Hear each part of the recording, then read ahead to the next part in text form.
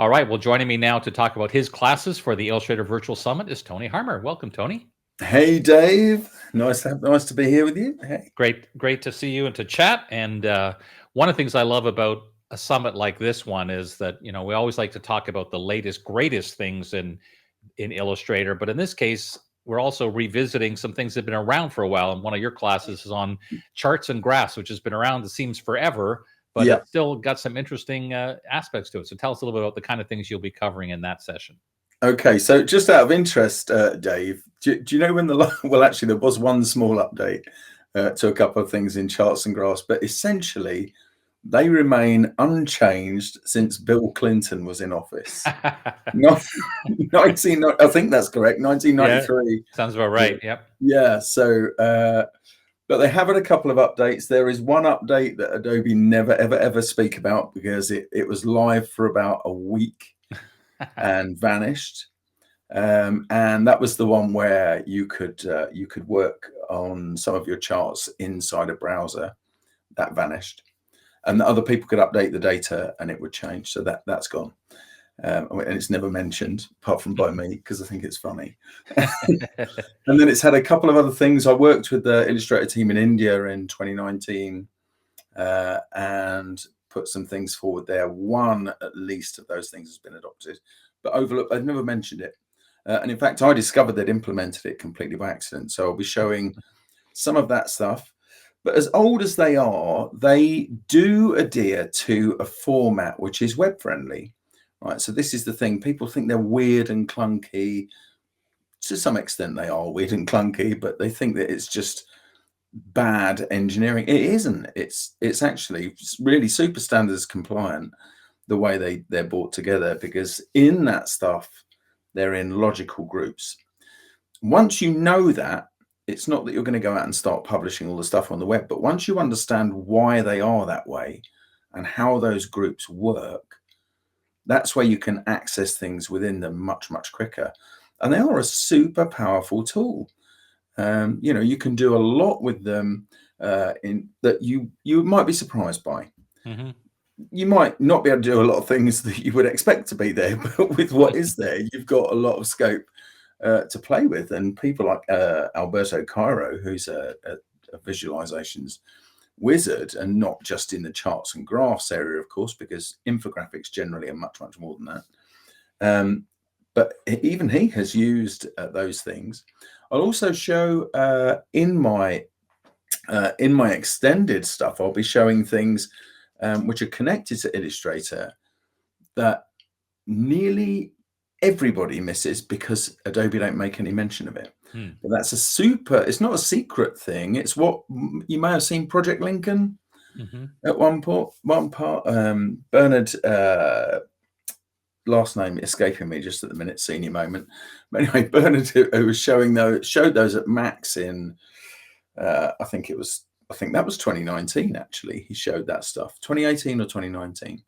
And everybody thought it's gone away. It actually isn't. So I'll be showing where to access that and how you can play with that. But essentially, it's around flexibility, different ways of working, how to do some of the simple things that people want to do with some of their charts, and how to do some of the things that people don't perhaps see that they can do with the charts that exist there. So I'll be showing all of that stuff. Nice. I know back in the day when I was spent more time playing with charts and graphs, the day that I discovered the ability to, like, I think they're called sliding graphics, where you can say, like, have a pencil that gets taller, and, or pile them on top of each other. And I was like, oh, that opens up a whole another world of possibilities that feels more like an Illustrator thing, like an illustration, not just a different way to do an Excel chart. It's like combining graphics with your chart. So that's a pretty interesting aspect to it. Yeah, and I mean that all that good stuff is definitely in there in what I'm doing. So you'll be able to see exactly that, but some smarter ways around doing that as well. Nice. Because also the language used in some of those things in Illustrator, not perhaps the most straightforward, difficult to understand, about creating a column thing, but Illustrator always or you want to do a bar chart across side to side, but you still have to create those sliding graphics in the way that Illustrator expects them to be. So, sure. So all of that will be revealed. Everybody will see that. Fantastic. Now, your other class is talking about one of the things I think a lot of people maybe have touched on, but it's just so powerful, which is the appearance panel. So you're going to be talking about that. Tell us a bit about that session. Right. So appearances are the one thing that sets Illustrator apart from absolutely everything else in that arena. It's an Illustrator only thing as far as I know, right? Unless, in the last few years, other companies have implemented something of their own similar to it. But as far as I know, it's Illustrator's own superpower. And it allows you a degree of flexibility, okay, that you just can't achieve any other way. And some of the things you can do with that can be applied very, very quickly. So I'll be talking about all of those things. And in fact, when people come to me and say, I want to become more advanced in Illustrator, that is essentially where you start. And in some cases, finish. I mean, you can do some crazy things. My friend Monica, she makes bonkers stuff using appearances.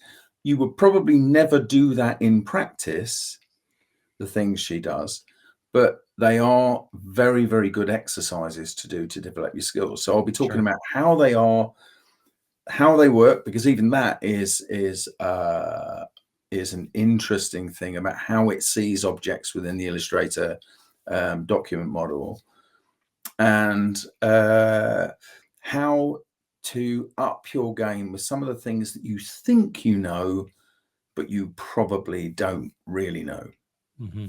I'm trying to be enigmatic. Yes, I get it.